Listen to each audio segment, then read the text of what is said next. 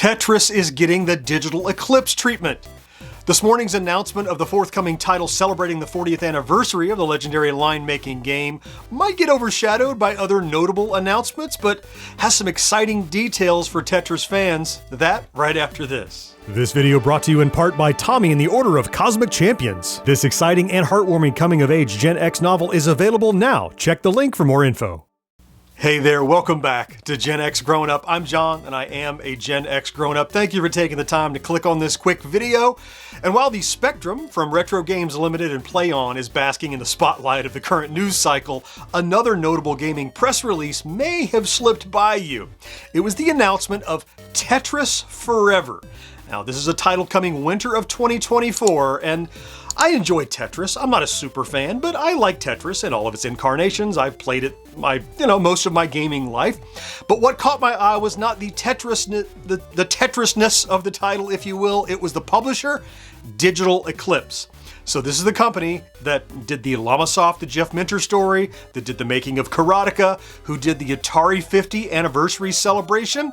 And those first two, by the way, were part of their Gold Master series that is basically a giant interactive documentary that not only lets you play the games, a la Atari 50, but also takes you back in the history, like with artifacts and video multimedia stuff, interviews and stuff to learn the background behind the game.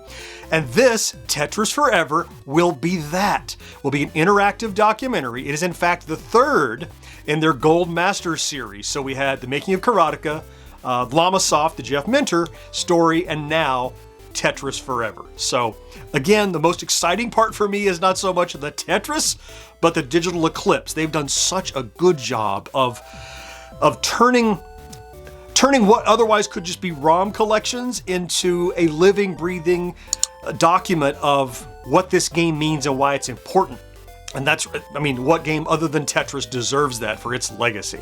Now, Tetris Forever will include 15 playable games. They say many of them were never released outside of Japan. And of the 15, it includes, this is awesome, what they say is an accurate recreation of the first Tetris. Not the Game Boy, not what you're thinking. The one that Alexei Pajitnov programmed on his Electronika 60 while he was working for the Soviet Union, when he was supposed to be doing other work. And it's all like, it's not even like ASCII characters. I think it's like backslashes and braces and brackets and stuff. He created graphics on a system that did not have them. And that was the first Tetris, and so we can finally play the first Tetris.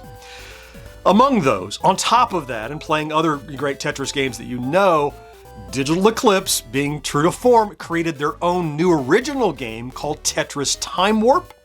It includes up to 4 players, and during the game, it switches between different versions of the game in real time. So I don't know how it works yet, but I'm imagining something like Battle Tetris, where you can get a line and cause something to happen to your opponents. I don't know if that's what's happening, or it's just as you make lines, but it's changing the actual graphic style and maybe even functionality of what you can do in the game as you're playing the game. So it's really like a walk through the history of Tetris inside of a single thing called Tetris Time Warp. So, look, all of their reimagined games are great, like Vector Sector, that great, spanning all the Atari Vector games. It was an Atari 50, stuff like that.